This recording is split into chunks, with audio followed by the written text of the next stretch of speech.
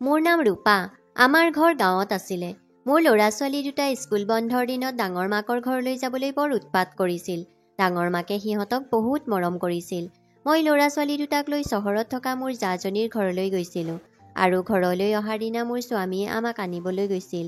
যেতিয়া ৰাতি মই মোৰ জাজনীৰ লগত কথা পাতি আছিলোঁ, তেতিয়া তেওঁ মোক ক'লে, ৰূপা আহা, মই তোমাৰ কঁকালত তেল মালিচ কৰি দিওঁ। এই তেল মালিচ কৰিলে জীৱনত কেতিয়াও তোমাৰ কঁকালৰ বিষ নহ'ব। মই তেওঁক কঁকালত মালিচ কৰিবলৈ দিছিলোঁ। কিন্তু তাৰ পিছত মোৰ টোপনি আহিছিল আৰু মাজনিশা সাৰ পাই মোৰ কিবা এটা অদ্ভুত অনুভৱ হৈছিল। কিন্তু এটা কথাত মই বৰ আচৰিত হৈছিলোঁ যে মাজনিশাও মোৰ ভাই শহুৰ সাৰ পাই আছিল আৰু মোৰ জাজনী শুই আছিল। এদিন মই এই গোপন কথা জানিবলৈ চেষ্টা কৰিলোঁ আৰু যেতিয়া সেই গোপন কথাটো মোৰ আগত প্ৰকাশ পালে, তেতিয়া মোৰ ভৰিৰ তলৰ মাটি ওলাই যোৱা যেন হ'ল। কাৰণ মোৰ লগততো মই মোৰ মা দেউতাৰ অতি মৰমৰ আছিলোঁ। আমি 7জনী বাই ভনীৰ ভিতৰত মই একেবাৰে সৰু আছিলোঁ। আমাৰ শৈশৱতে মাৰ মৃত্যু হৈছিল আৰু দেউতাই অকলে 7জনী বাই ভনীক ডাঙৰ দীঘল কৰিছিল। আমাৰ কোনো ভাই নাছিল। এজনী এজনীকৈ মোৰ আটাইকেইজনী বাইদেউৰ বিয়া হৈ গ'ল। ভগৱানৰ কৃপাত মোৰ আটাইকেইজনী বাইদেউৰ শহুৰেকৰ ঘৰত অতি সুখেৰে আছিল। তাৰ পিছত মোৰ বিয়াৰ সময় আহিল। চহৰত চৰকাৰী চাকৰি থকা এজন ব্যক্তিৰ লগত বিয়া হৈ আমি গাঁৱতে থাকিলোঁ।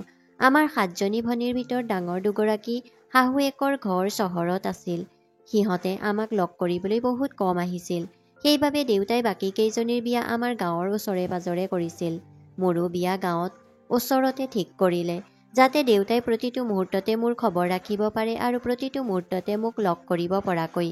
মই বিয়া কৰাবলৈ ওলোৱা ল'ৰাজনৰ চাকৰি চহৰত আছিল। তেওঁ প্ৰতিমাহে এসপ্তাহৰ ছুটী লৈ আহিছিল। সেইবাবে মই গাঁৱৰ ঘৰতে আছিলোঁ। ল'ৰাটোৰ চাকৰিটো ভাল আছিল আৰু উপাৰ্জনো ভাল আছিল।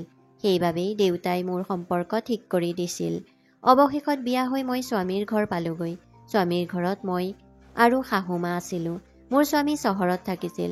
স্বামীৰ ককায়েক আৰু বৌয়েকে বেলেগ ঘৰত আছিল। তেওঁলোকৰ কোনো সন্তান নাছিল। তেওঁলোকৰ ঘৰ আন এখন চহৰত আছিল, যিখন আমাৰ গাঁৱৰ পৰা বহুত দূৰত আছিল। বিয়াৰ পিছত সকলো আলহী নিজৰ ঘৰলৈ গৈছিল। মোৰ জা আৰু ভাই শহুৰ 3 দিনৰ পাছত নিজৰ ঘৰলৈ উভতি গ'ল। তেওঁলোকৰ বিয়া হোৱা 7 বছৰ হ'ল, কিন্তু এতিয়ালৈকে তেওঁলোকৰ কোনো সন্তান হোৱা নাছিল। কিন্তু ভগৱানক ধন্যবাদ যে মোৰ বিয়াৰ 2 মাহৰ পিছত মই গৰ্ভৱতী হ'লোঁ। মোৰ স্বামীয়ে প্ৰতিমাহে এসপ্তাহ ঘৰলৈ আহিছিল আৰু সেই সময়খিনিত তেওঁৰ লগত মই বহুত ভালদৰে কটালোঁ। মোৰ শাহুমাৰ পৰা মই বহুত মৰম পাইছিলোঁ। আনহাতে মোৰ স্বামীয়েও মোক বহুত ভাল পাইছিল। ঘৰলৈ আহিলেই মোৰ বাবে বহুত উপহাৰ লৈ আহিছিল। মোৰ সেই সময়ত মোৰ শাহুৱে মোৰ বহুত যত্ন লৈছিল। মোৰ শাহুৱে ঘৰৰ সকলো কাম নিজেই কৰিছিল আৰু মোক কেৱল জিৰণি ল'বলৈহে কৈছিল। মানুহে মোৰ শাহুৰ কথা বেয়াকৈ কোৱা শুনিছিলোঁ। বহুত সৰুতে মায়ে মোক এই পৃথিৱীৰ পৰা এৰি থৈ গৈছিল। শাহুৰ পৰা মৰম পোৱাৰ কথাটোৱে মোক বৰ সুখী কৰি তুলিছিল। মোৰ বিয়াৰ 2 মাহৰ পিছত মোৰ দেউতাৰো মৃত্যু হৈছিল। দেউতাৰ মৃত্যুত মই বৰ দুখ পাইছিলোঁ, কিন্তু মই গৰ্ভৱতী আছিলোঁ। সেয়েহে ডাক্তৰে মোক বেছি মানসিক চাপ নাখাবলৈ পৰামৰ্শ দিছিল।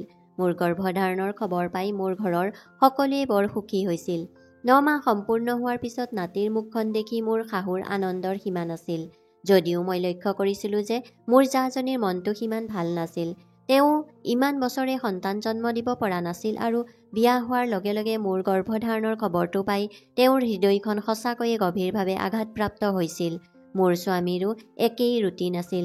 তেওঁ প্ৰতিমাহে এসপ্তাহৰ ঘৰলৈ আহিছিল আৰু গোটেই সপ্তাহটো আমাৰ লগত অতি আনন্দৰে কটাইছিল। এতিয়াতো তেওঁৰ ল'ৰাটোৰ মৰমতে মাহত 2বাৰকৈ ঘৰলৈ আহিছিল। মোৰ জাজনীৰ বহুত ভাল আছিল। তাই মোক তাইৰ ঘৰলৈ বহুত মাতিছিল। কিন্তু মোৰ ল'ৰাটো সৰু হোৱাৰ বাবে ঘৰতে থাকি ভাল পাইছিলোঁ। মোৰ ল'ৰাটোৰ বয়স 1 বছৰ হ'ল আৰু তেতিয়া মই দ্বিতীয়বাৰৰ বাবে গৰ্ভধাৰণ কৰিলোঁ। কিন্তু আমাৰ ল'ৰাটো বহুত সৰু হৈ থকাৰ বাবে দ্বিতীয় সন্তান ৰাখিব বিচৰা নাছিলোঁ। মোৰ স্বামীয়ে ক'লে, চিন্তা নকৰিবা, মা আছে যিহেতু 2টা সন্তান আৰামত ডাঙৰ হ'ব। মোৰ শাহুৱেও মোক আশ্বাস দিলে যে ভগৱানেও ভাগ্যৱানসকলকহে সন্তান দিয়ে।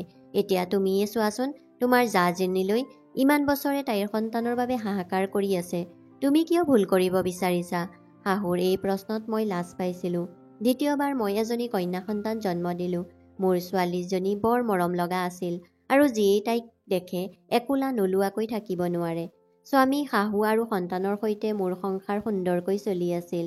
লাহে লাহে এনেকৈয়ে সময় পাৰ হৈ গ'ল। আৰু মোৰ ল'ৰাৰ বয়স 5 বছৰ আৰু সৰু ছোৱালীজনীৰ বয়স 4 বছৰ হ'ল।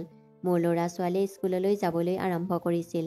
উৎসৱৰ সময়ত যেতিয়া মোৰ জাজনী আমাৰ ঘৰলৈ আহিছিল, তেতিয়াই মোৰ ল'ৰা ছোৱালী তেওঁৰ লগত বহুত সুখী হৈছিল আৰু স্কুল বন্ধৰ সময়ত ডাঙৰ মাকৰ ঘৰলৈ যাবলৈ জোৰ কৰিছিল।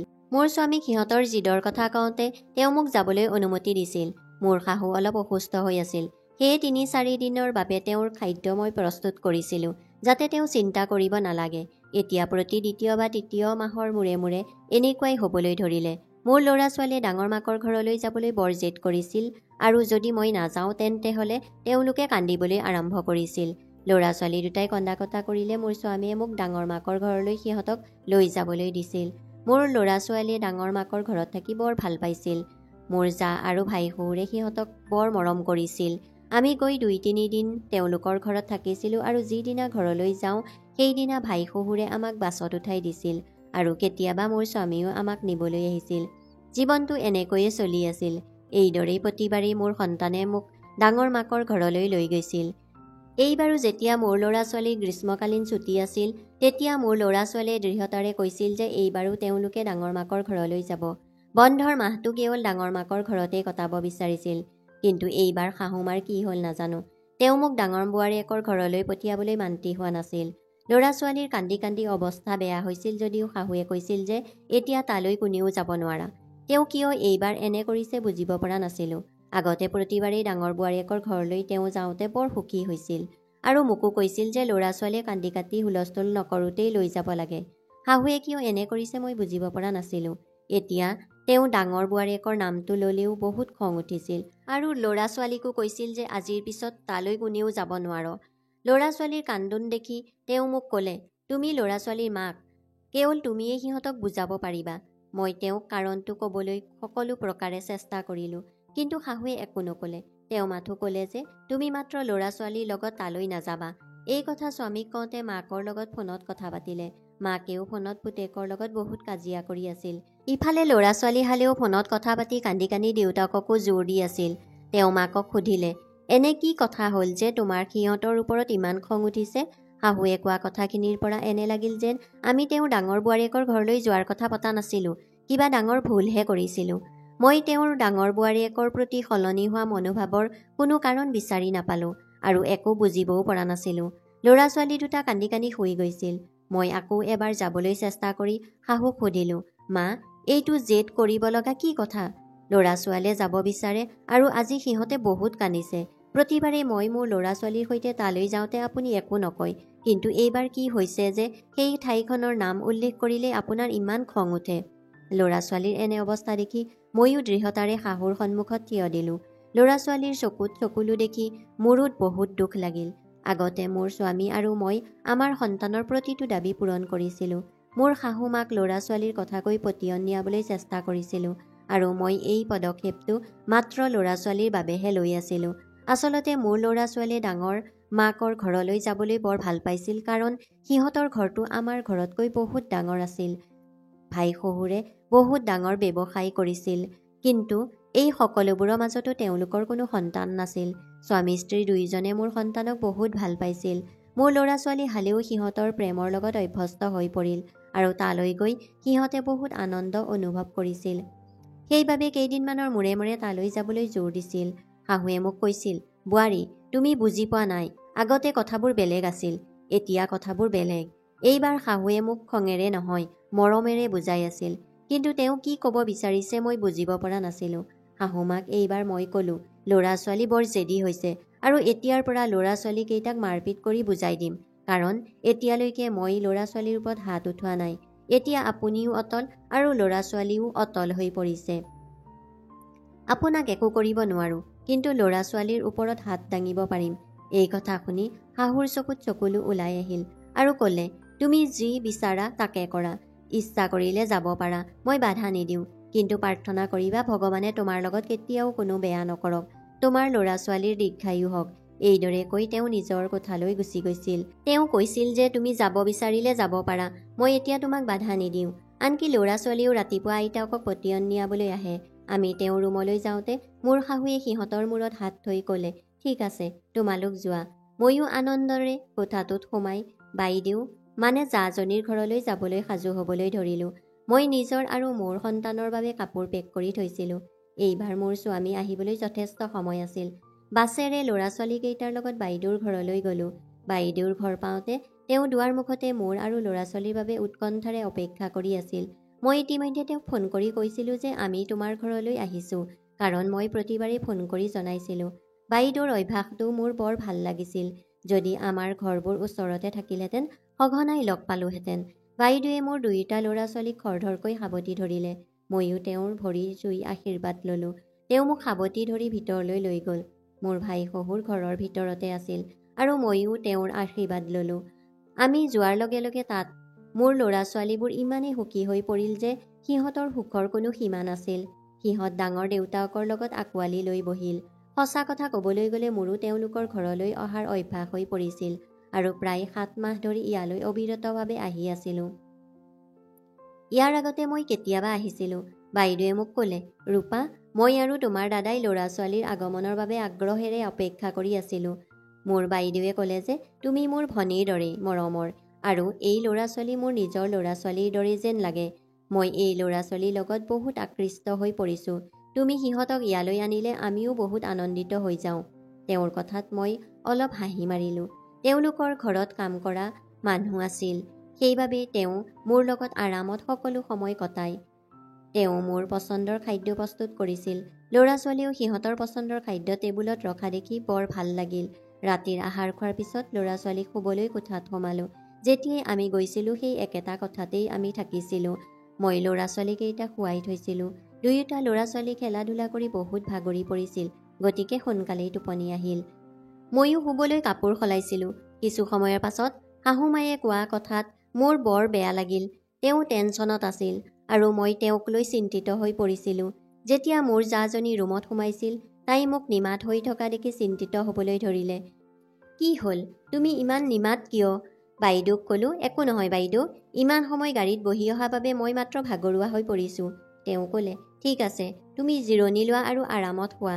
ৰ'বা, মই তোমাৰ কঁকালত মালিচ কৰি দিওঁ, তোমাৰ ভাল লাগিব। জানানে, মই বহুত ভাল মালিচ কৰোঁ। মোৰ এটা বিশেষ তেল আছে, প্ৰয়োগ কৰাৰ পিছত কঁকালৰ বিষ সম্পূৰ্ণৰূপে নাইকিয়া হয়, বৰঞ্চ শৰীৰৰ সকলো হাড় মজবুত হৈ পৰে। মৰমৰে আৰু কোমলকৈ এই কথা কৈ বাইদেউ উঠি তেল আনিবলৈ গ'ল। তেওঁ যোৱাৰ পিছত মই শুই পৰিলোঁ। মই ভাবি আছিলোঁ যে যদি মোৰ শাহুৱে যদি দেখিলেহেঁতেন যে তেওঁৰ ডাঙৰ বোৱাৰীকে মোক ইমান মৰম কৰে, তেন্তে তেওঁৰ সকলো খং গুচি গ'লহেঁতেন। এই সকলোবোৰ চিন্তা কৰি থাকোঁতেই অলপ সময়ৰ ভিতৰতে বাইদেউ তেল লৈ আহিল আৰু লগতে কাম কৰা বাইগৰাকীৰ হাতত গাখীৰ এগিলাচ আছিল। তেওঁ ক'লে যে প্ৰথমে তুমি গাখীৰ গিলাচ খোৱা, তাৰ পিছত আৰামত শুই কঁকালটো উলিয়াই দিবা। প্ৰথমে মই গাখীৰ খালোঁ, তাৰ পিছত শুই পৰিলোঁ আৰু বাইদেৱে মালিচ কৰিবলৈ ধৰিলে। তাইৰ হাতত সঁচাকৈয়ে যাদু আছিল। মই বৰ আৰাম অনুভৱ কৰিছিলোঁ। বাইদেৱে মালিচ কৰি থাকোঁতে মোক সুধিবলৈ ধৰিলে, মায়ে তোমাক ইয়ালৈ অহাত বাধা নিদিয়ে নেকি?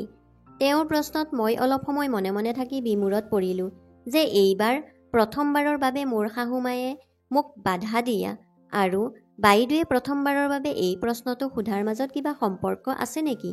এই বিষয়ে মই একো নাজানিছিলোঁ। মই ক'লোঁ, মায়ে মোক ইয়ালৈ অহাত কিয় বাধা দিব? তেওঁ মোক কেতিয়াও বাধা দিয়া নাই। মই লাজ অনুভৱ কৰি বাইদেউৰ আগত মিছা কথা ক'লোঁ। শেষত এইবাৰ মাৰ কিমান খং উঠিল মই তেওঁক কেনেকৈ ক'ম? শাহুৱে এইবাৰ ইয়ালৈ আহিবলৈ কিয় মানা কৰিছে মই গম পোৱা নাছিলোঁ। এই কথা কৈ বাইদেউক কষ্ট দিব মন যোৱা নাছিল, কিন্তু মই কিবা এটা অদ্ভুত অনুভৱ কৰি আছিলোঁ। বুজিব পৰা নাছিলোঁ সেইটো কি। ইয়ালৈ অহাৰ দ্বিতীয় দিন আছিল। দ্বিতীয় দিনৰ নিশাও মোৰ বাইদেউ শোৱাৰ সময়ত মোৰ কোঠালৈ আহিছিল, ল'ৰা ছোৱালী শুই আছে নে নাই চাবলৈ। ল'ৰা ছোৱালীকেইটাক দেখাৰ পাছত তেওঁ ক'লে, মই তোমাৰ বাবে তেল লৈ আহোঁ। তেওঁ মোৰ শৰীৰটো আকৌ মালিচ কৰিলে। তাৰ পিছত মোৰ বৰ আৰাম লাগিল আৰু সকাহ পোৱাৰ লগে লগে মোৰ গভীৰ টোপনি আহিল। তৃতীয় দিনাও মোৰ বাইদেৱে আকৌ তেল লৈ মোৰ ওচৰলৈ আহি পুনৰ মালিচ কৰিবলৈ ধৰিলে। এতিয়া ময়ো তেওঁৰ মালিচ কৰিলে আৰাম অনুভৱ কৰা হ'লোঁ। এতিয়া এই ক্ৰম প্ৰতি নিশাই চলি থাকিল। তেওঁ প্ৰতি নিশাই মোৰ কঁকালত মালিচ কৰিছিল, কিন্তু ৰাতিপুৱা চকু মেলিলেই মোৰ আচহুৱা যেন লাগিল। এদিন সাৰ পাই দেখোঁ মোৰ বিচনাত বৰ্জনাৰ ঘড়ীটো, কাৰণ তেওঁ এনেকুৱা এটা ঘড়ী পিন্ধিছিল। মোৰ বিচনাত পৰি থকা দেখি মই আচৰিত হ'লোঁ। প্ৰথমে এই কথাটো মই আওকাণ কৰিছিলোঁ যদিও পিছদিনা মোৰ কোঠাৰ মজিয়াত বৰ্জনাৰ চাৰ্টটো পৰি থকা দেখিলোঁ। এতিয়া মই ভয় খাইছিলোঁ। কাৰণ ৰাতি মোৰ ইমান গভীৰ টোপনি আহিছিল যে মই একো গম পোৱা নাছিলোঁ আৰু ৰাতিপুৱা সাৰ পাই 2 দিন এইবোৰ পাই আছিলোঁ। ল'ৰা ছোৱালীয়েও মই শোৱাৰ আগতেই শুইছিল আৰু মই সাৰ পোৱাৰ পাছতহে সাৰ পাই উঠিছিল। তেনেহ'লে মোৰ ভাই শহুৰৰ এই বস্তুবোৰ কেনেকৈ মোৰ কোঠালৈ আহিল? মোৰ মানসিক চাপ হ'বলৈ আৰম্ভ কৰিছিল। ইয়াত থকা 5 দিন হ'ল আৰু আজি 6ষ্ঠ দিন আছিল। আজি ৰাতিপুৱাও মোৰ ভাই শহুৰৰ চাৰ্টটো বিচনাত পৰি আছিল। এতিয়া এই গোপন কথা জানিবলৈ মন গ'ল। মই বাইদেউক এই বিষয়ে ক'ব পাৰিলোহেঁতেন, কিন্তু মই তেওঁক এই প্ৰশ্নটো পোনপটীয়াকৈ সুধিব নোৱাৰিলোঁ। তেওঁ মোক ভুল বুজিব পাৰে। মোৰ সন্মানৰ বাবে চিন্তা কৰিবলৈ ধৰিলোঁ। মোক ইমান ভালপোৱা বাইদেৱে মোৰ লগত কিবা ভুল কৰিব পাৰিবনে? মই এই কথা বিশ্বাস কৰিব পৰা নাছিলোঁ। মোৰ মনলৈ কিমান প্ৰশ্ন আহি আছিল নাজানো।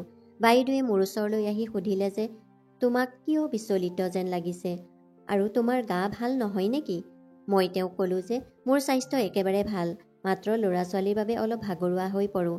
মই যেতিয়া মোৰ স্বামীক ইয়াৰ পৰা নিবলৈ গ'লোঁ, তেতিয়া তেওঁ মোক ক'লে, তুমি নাজানা নেকি মা যে তীৰ্থভ্ৰমণলৈ গৈছে আৰু মোৰ আহিবলৈ এতিয়াও কেইদিনমান বাকী আছে। তেতিয়ালৈকে তুমি দাদাহঁতৰ ঘৰতে থাকা। মই ছুটি পোৱাৰ লগে লগে তোমাক নিবলৈ আহিম। মোৰ শাহু তীৰ্থযাত্ৰালৈ গৈছিল। তেওঁ মোৰ ওপৰত ইমান খং উঠিছিল যে মোক কোৱা নাছিল। তেওঁ এই কথা পুতেকক কৈছিল। শাহুমায়ে এতিয়াও মোৰ লগত কথা পতা নাছিল। এদিন মই ল'ৰা ছোৱালীকেইটাৰ সৈতে টেৰেছলৈ গ'লোঁ। তেনেতে হঠাৎ মোৰ বাইদেউ টেৰেছলৈ আহি মোক সুধিলে, কি হ'ল, ভালে আছানে? বাইদেউৰ এই কথাত মই আচৰিত হৈছিলোঁ যে তেওঁ মোৰ স্বাস্থ্যৰ বাবে কিয় ইমান চিন্তা কৰিছিল। তেওঁ প্ৰতিবাৰে মোৰ স্বাস্থ্যৰ কথা সুধিছিল। মোৰ স্বাস্থ্যৰ কি হ'ব? তেওঁ আহি মোৰ ওচৰত বহিল আৰু মোৰ হাতখনত ধৰি লাহেকৈ হেঁচা মাৰি ধৰি কাষৰ ফালে চাই হাঁহিবলৈ ধৰিলে। মোৰ তেনেকুৱা অনুভৱ হৈছিল যেন বাইদেউৰ মুখত এটা অদ্ভুত হাঁহি বিয়পি পৰিছিল। মোৰ লগত প্ৰতিদিনে এনেকুৱা হৈ আছিল। মই গভীৰ টোপনিত পৰোঁ আৰু ৰাতিপুৱা ভাই শহুৰৰ কিবা নহয় কিবা বস্তু পাওঁ। আৰু সেইদিনা মোৰ ছোৱালীয়ে মোক ক'লে, মা, ডাঙৰ দেউতাই তোমাৰ ওচৰতে শুই আছিল। ডাঙৰ মায়ে মোক খৰধৰকৈ কোলাত লৈ গ'ল আৰু মোক শুৱাই দিলে। কিন্তু মই কেনেকৈ গম পোৱা নাছিলোঁ। মোৰ টোপনি এনেকুৱা আছিল যে সামান্য শব্দ হ'লেও মই লগে লগে সাৰ পাই যাওঁ। কিন্তু ইয়ালৈ অহাৰ পিছত কিয় ইমান টোপনি হৈছিল যে মোৰ ছোৱালীজনী টোপনিৰ পৰা সাৰ পাই উঠিছিল আৰু মই গম পোৱা নাছিলোঁ? মোৰ ছোৱালীজনীয়ে যেতিয়া ক'লে যে তাইৰ ডাঙৰ দেউতাক মোৰ ওচৰতে পৰি আছে আৰু ডাঙৰ মাককো কোঠাটোত উপস্থিত আছে, এই কথাটো মোৰ মনত ঘূৰি আছিল। সেইবাবেই মই সম্পূৰ্ণ নিমাত হৈ থাকিলোঁ। কিছু সময়ৰ পাছত যেতিয়া বাইদেউ তললৈ নামি গ'ল, মোৰ চিন্তাবোৰ এই দিশলৈ ঘূৰি গ'ল। প্ৰতি নিশা বাইদেৱে মোৰ কঁকালত তেল লগায়। মোৰ ইচ্ছা নোহোৱাৰ সময়তো তেওঁ মোৰ কঁকালত জোৰকৈ মালিচ কৰিছিল। তাৰ পিছত মই গভীৰ টোপনিলৈ গৈছিলোঁ। মোৰ ছোৱালীয়ে মোক যি ক'লে সেয়া সৰু কথা নাছিল। আৰু তাৰ পিছত ৰাতিপুৱা সাৰ পালে মোৰ অনুভৱ হৈছিল সঁচাকৈ কিবা এটা হৈ আছে। এই সকলোবোৰ দেখি মোৰ ল'ৰা ছোৱালীক লৈ মই ইয়াৰ পৰা যাবলৈ মন গ'ল। মোৰ স্বামীয়েও মোক প্ৰতিদিনে ফোন কৰিছিল, কিন্তু মই এনেকৈ হাৰ মানি ইয়াৰ পৰা গুচি যাব পৰা নাছিলোঁ। বাস্তৱৰ বিষয়ে জানিব বিচাৰিছিলোঁ। সেইবাবে মই যোৱাৰ উদ্দেশ্য বাতিল কৰিছিলোঁ। আচলতে মই ইয়াত আৰু 2-3 দিন থাকিব বিচাৰিছিলোঁ। মই ভাবিবলৈ ধৰিলোঁ, এতিয়া কি কৰিম আৰু এই বাস্তৱতাৰ বিষয়ে মই কেনেকৈ জানিব পাৰিম। বৰ্জনাই ৰাতি কোঠাটোত আহি মোক কি কৰিলে? বাইদেউক কিবা ক'লে মোৰো বদনাম হ'লহেঁতেন। সেইবাবে ভয়ত কাকো একো কোৱা নাছিলোঁ। তাৰ পিছত মই নিজৰ ঠাইৰ পৰা উঠি ল'ৰা ছোৱালীকেইটাৰ সৈতে চাদৰ পৰা নামি আহিলোঁ। টেৰেছৰ পৰা নামি কোঠাটোৰ ফালে গৈ থাকোঁতে দেখিলোঁ মোৰ বৰ্জনাৰ চকু মোৰ ওপৰত পৰাৰ লগে লগে তেওঁ তললৈ চালে। মোৰ কাষেৰে পাৰ হৈ গ'ল যদিও মোৰ ফালে চোৱা নাছিল। ৰাতি মোৰ ৰুমলৈ অহাৰ ক্ষেত্ৰত তেওঁৰ উদ্দেশ্য কি? মই আৰু বেছি বিভ্ৰান্ত হৈ পৰিলোঁ। কাৰণ এই সকলোবোৰ কি হৈ আছে, মোৰ কি হৈ আছে মই বুজিব পৰা নাছিলোঁ। মোৰ মূৰৰ তীব্ৰ বিষ হ'বলৈ ধৰিলে। মূৰটোত টিপি ধৰি বহিলোঁ। ইমান চিন্তা কৰিও মই এটাও কথা বুজিব পৰা নাছিলোঁ। মই ৰাতি কোঠাৰ পৰা ওলাই আহোঁতে ডাইনিং টেবুলত বাইদেউ আৰু বৰ্জনা মোৰ বাবে টেবুলত বহি আছিল। মোক অহা দেখি বাইদেৱে হাঁহি এটা মাৰি ক'লে, আহা বহা, ইতিমধ্যে ল'ৰা ছোৱালীক খুৱাই দিছোঁ, তুমি আৰামত বহি খাব পাৰিবা। মই গৈ বাইদেউৰ ওচৰৰ চকীখনতে বহিলোঁ। আজি মই তেওঁৰ লগত সদায়ৰ দৰে ভাল আচৰণ কৰি আছিলোঁ যাতে তেওঁ গম নাপায় যে মই এই পতি পত্নীৰ দুয়োকে সন্দেহ কৰিবলৈ আৰম্ভ কৰিছোঁ। বৰ্জনাৰ মুখখন দেখি মোৰ বৰ খং উঠিছিল। মোৰ খাদ্য খাবলৈ অলপো মন নগ'ল যদিও সকলোকে দেখুৱাবলৈ খাবলৈ আৰম্ভ কৰিলোঁ। বাইদেৱে মোক সুধিলে, তোমাৰ গা বেয়া লাগিছে নেকি? এই কথা তেওঁ মোক বহুবাৰ সুধিছিল। তেওঁ ক'লে, মানে তোমাৰ মূৰ ঘূৰোৱা বা তেনেকুৱা একো হোৱা নাই নহয়? মই মাত্ৰ খাবলৈ আৰম্ভ কৰিছিলোঁ। মই ক'লোঁ যে মোৰ লগত এনেকুৱা একো হোৱা নাই, মোৰ স্বাস্থ্য একেবাৰে ভাল। প্ৰতিবাৰেই তেওঁ কি বুজাব বিচাৰিছিল মই বুজিব পৰা নাছিলোঁ। ৰাতিৰ আহাৰ খোৱাৰ পিছত ল'ৰা-ছোৱালীকেইটাক শুবলৈ লৈ গ'লোঁ। কিছু সময়ৰ পাছত ল'ৰা-ছোৱালী টোপনি গ'ল। এতিয়া মই বাইদেউ ৰুমলৈ অহালৈ অপেক্ষা কৰিলোঁ। কিছু সময়ৰ পাছত বাইদেৱে কোঠাটোৰ ভিতৰলৈ আহি পোনে পোনে মোৰ ওচৰতে বহিল। আনদিনাৰ দৰে কাম কৰা বাইজনীয়ে মোৰ বাবে গাখীৰ এগিলাচ লৈ আহিছিল আৰু মালিচৰ বাবে তেল লৈ আহিছিল। মই গাখীৰ খোৱা নাছিলোঁ। গাখীৰ খাবলৈ মন নগ'ল বুলি অজুহাত দেখুৱাইছিলোঁ। কিন্তু আজি তেওঁ যি তেল মালিচ কৰিছিল সেই তেল সলনি কৰি থৈছিলোঁ। মই সলনি কৰা তেলৰ মালিচ কৰাৰ পিছত তেওঁ কোঠাটোৰ পৰা ওলাই গ'ল। তেওঁ যোৱাৰ লগে লগে মই মোৰ কঁকালটো চাফা কৰিলোঁ। লাহে লাহে টোপনি আহিবলৈ ধৰিলোঁ যদিও নিজকে নিয়ন্ত্ৰণ কৰিলোঁ। মই গোটেই ৰাতিটো সাৰ পাই থাকিলোঁ যদিও কোঠাটোত কোনো নাহিল আৰু মোৰ টোপনিও নাহিল। আজিৰ বাবে মোৰ প্লেনটো ফ্লপ হৈ গৈছিল, কাৰণ বৰ্জনাৰ বহুত বেছি জ্বৰ হৈছিল। যেতিয়া মই বাহিৰৰ পৰিৱেশটো চাবলৈ কোঠাটোৰ পৰা ওলাই গ'লোঁ তেতিয়া এই বিষয়ে গম পালোঁ। যদিও মোৰ প্লেন ফ্লপ হৈছিল, কিন্তু সেই কথা মই ভালকৈ বুজি পাইছিলোঁ যে তেলটোত কিবা মিহলোৱা হৈছিল। আজি তেল সলনি কৰি টোপনি নাহিল। ময়ো কাইলৈ একেই কাম কৰিম আৰু পিছদিনা গোপনে বাইদেউৰ কোঠালৈ গৈ আকৌ তেল সলনি কৰিলোঁ। মই জানিছিলোঁ যে ৰাতি তেওঁ এই তেলটোৱেই আনিব আৰু মোক এইটোৱেই মালিচ কৰিব। পিছদিনা ৰাতি আকৌ তেওঁ ৰুমলৈ অহালৈ অপেক্ষা কৰি আছিলোঁ। মোক গাখীৰ এগিলাচ দিলে আৰু মই ক'লোঁ যে পিছত খাম। এইখিনি কৈ প্ৰথমে মোৰ কঁকালৰ মালিচ কৰিবলৈ দিলোঁ। যেতিয়া তেওঁ কোঠাৰ পৰা ওলাই আহিল তেতিয়া মই গাখীৰখিনি বাথৰুমলৈ দলিয়াই দিলোঁ আৰু মই গভীৰ টোপনিত পৰাৰ ভাও জুৰিলোঁ। কিছু সময়ৰ পাছত বুজিলোঁ যেন কোনোবাই দুৱাৰখন খুলি কোঠাটোত সোমাল। বাইদেউৰ বাহিৰে কোঠাটোৰ ভিতৰলৈ আন কোনো নাহিল। মোৰ টোপনি আহিল নে নাই চাবলৈ তেওঁ মোৰ ফালে বৰ মনোযোগেৰে চালে। মোক শুই থকা দেখি তেওঁ কোঠাটোৰ পৰা ওলাই গ'ল। মই নিজৰ ঠাইতে মনে মনে পৰি আছিলোঁ। ৰাতিটো লাহে লাহে পাৰ হৈয়ে গৈছিল। তেতিয়া মোৰ চকুৱে যি দেখিলে বিশ্বাস কৰিব নোৱাৰিলোঁ। এই সকলোবোৰ দেখি মোৰ উশাহ বন্ধ হৈ পৰিল। এইবাৰ কোঠাটোলৈ অহা মানুহজন দেখাৰ পিছত মই থতমত খাই পৰিলোঁ। এইবাৰ কোঠাটোত সোমাই অহা মানুহজনৰ মাত শুনি মোৰ কাণ দুখন বিশ্বাস কৰিব নোৱাৰিলোঁ। মোৰ ভাই শহুৰ আৰু জা দুয়োজনেই কোঠাটোত উপস্থিত আছিল আৰু তেওঁলোকে কোৱা ধৰণৰ কথাবোৰ শুনি মোৰ গাৰ নোম শিয়ৰি উঠিল। শুনা কথাবোৰ কেনেকৈ সঁচা হ'ব পাৰে? মানুহৰ ইমানবোৰ মুখ আছে নেকি? মই আজি বুজিলোঁ যে মোৰ শাহুৱে মোক এইবাৰ ইয়ালৈ অহাত কিয় বাধা দিছিল। শাহুৰ সকলো কথাই মোৰ মনত ঘূৰি ফুৰিছিল। এতিয়া তেওঁৰ মুখৰ চিন্তা আৰু অশান্তি বুজিব পাৰিলোঁ। সেই মানুহবোৰৰ কথা সহ্য কৰিব নোৱাৰি লগে লগে খঙত থিয় হ'লোঁ, কাৰণ মই বহুত কঠিন সময়ৰ মাজেৰে পাৰ হৈ আহিছিলোঁ। আনহাতে মোৰ শাহুৱে তীৰ্থ ভ্ৰমণ কৰিবলৈ গৈছিল মোৰ বাবে প্ৰাৰ্থনা কৰিবলৈ। মোৰ জায়ে কোঠাটোলৈ গিৰিয়েকক আনি ক'লে, চাওক চাওক আপুনি প্ৰতিদিনে তাইৰ লগত ৰাতিটো কটায়। তাই এতিয়াও গৰ্ভৱতী হোৱা নাই কিয়? আনহাতে বিয়াৰ 2 মাহৰ পিছতে তাইৰ গিৰিয়েকৰ দ্বাৰা গৰ্ভৱতী হৈছিল আৰু 2টা সন্তানো জন্ম দিছে। এতিয়া তাই আমাৰ ঘৰৰ পৰা 2 দিন পিছত যাব। মই বিচাৰিছিলোঁ তাই সোনকালে গৰ্ভধাৰণ খবৰ পালে তাইক মোৰ ঘৰৰ পৰা আৰু যাবলৈ নিদিওঁ। তাইৰ বহুত যত্ন ল'ম, আনকি তাইৰ ডেলিভাৰীও কৰি দিম। ইয়াৰ পিছত আমি তাইৰ ওপৰত কিছু অভিযোগ দিম আৰু আপুনিও ক'ব যে এই সন্তানটো মোৰ আৰু আমি তাইৰ স্বামীক পতিয়ন নিয়াম যে তোমালোক দুয়োৰে অবৈধ সম্পৰ্ক আছে আৰু শিশুটিক লৈ লোৱাৰ পিছত তাইক ঘৰৰ পৰা খেদি দিম আৰু তাৰ পিছত তাই য'তেই মৰে ত'তেই মৰিব। আমি গুৰুত্ব নিদিওঁ। আমাৰ ওচৰলৈ যিহেতু সন্তান এটা আহিব। এই সকলোবোৰ কেৱল শিশুটিৰ বাবেই কৰা হৈছে। এতিয়া আৰু মই ধৈৰ্য ধৰিব পৰা নাই। অনুগ্ৰহ কৰি আপোনাৰ কাম সোনকালে সম্পূৰ্ণ কৰক যাতে আমি আমাৰ পৰিকল্পনাত সফল হ'ব পাৰোঁ। মোৰ ভাই শহুৰে কয়, প্ৰতিদিনে তাইৰ লগত শাৰীৰিক সম্পৰ্ক স্থাপন কৰোঁ। কেনেকৈ নাজানো তাই এতিয়াও গৰ্ভৱতী হোৱা নাই। আনহাতে ডাক্তৰে চেকআপ কৰি তোমাৰ মাজতহে সমস্যা দেখিছে, মোৰ নহয়। মই একেবাৰেই ভালে আছোঁ। গতিকে তাই এতিয়াও মোৰ সন্তানৰ মাক হোৱা নাই কিয়? এই 2 স্বামী স্ত্ৰীৰ আচৰণ মোৰ আৰু মোৰ সন্তানৰ প্ৰতি কিয় ইমান ভাল আছিল এতিয়া বুজিলোঁ। ইয়াৰ অৰ্থ স্পষ্ট যে মোৰ শাহুৱে এই দুজনৰ উদ্দেশ্যক লৈ ইতিমধ্যে সন্দেহ কৰিছিল। সেইবাবে এইবাৰ তেওঁ মোক ইয়ালৈ আহিবলৈ দিয়া নাছিল। এই কথাটোক লৈ মই বহুত কান্দিছিলোঁ, কিন্তু তেওঁলোকে মোক তেওঁলোকৰ কামনাৰ লক্ষ্য কৰি এই সকলোবোৰ কৰাটো উচিত আছিল নেকি? তেওঁলোকে ভবা নাছিল যে যদি তেওঁলোকে এই কাম কৰে তেন্তে মোৰ সংসাৰ ধ্বংস হ'ব পাৰে। তেওঁলোকে মোৰ স্বামীৰ ওপৰত চাপ দিব বিচাৰিছিল যে মোৰ আৰু ভাই শহুৰৰ মাজত প্ৰেমৰ সম্পৰ্ক আছে আৰু যদি মই গৰ্ভৱতী হওঁ তেন্তে এই সন্তানটো জন্ম হ'ব, তাৰ পিছত তেওঁলোকে লৈ যাব। মই নিজকে ঘৃণা কৰিবলৈ আৰম্ভ কৰিছিলোঁ আৰু বাইদেউ আৰু ভাই শহুৰৰ প্ৰতি থকা প্ৰেমে মোক অন্ধ কৰি পেলাইছিল। মই এজনী মূৰ্খ আছিলোঁ যে শাহুৱে মানা কৰা সত্ত্বেও মই তেওঁক অমান্য কৰি তেওঁলোকৰ ঘৰলৈ আহিছিলোঁ।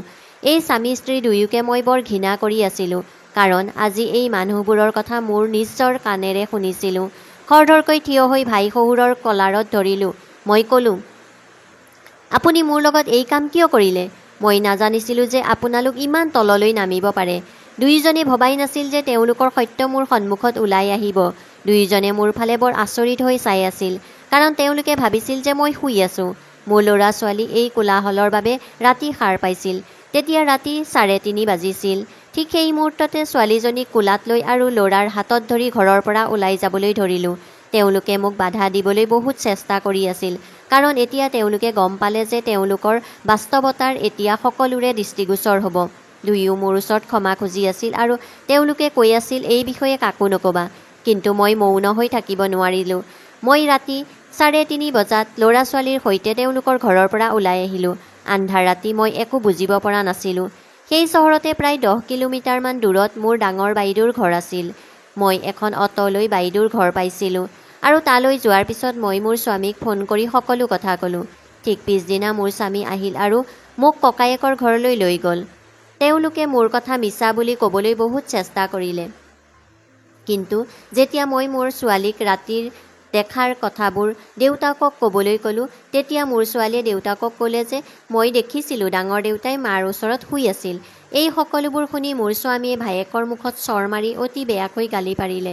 তেওঁলোকৰ লগত সকলো সম্পৰ্ক শেষ কৰি দিলে। মোক ধৰি সেই ঘৰৰ পৰা উভতাই আনিলে।